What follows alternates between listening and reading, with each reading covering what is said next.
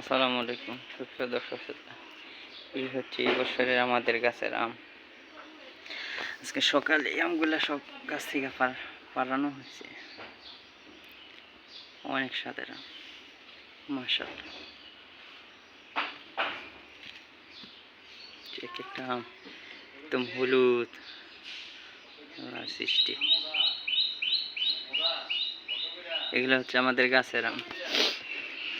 এই হচ্ছে আমাদের আম গাছ।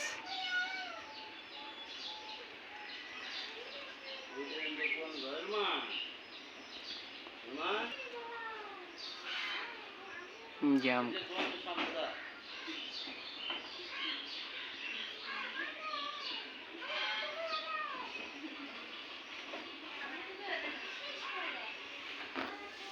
এসে আম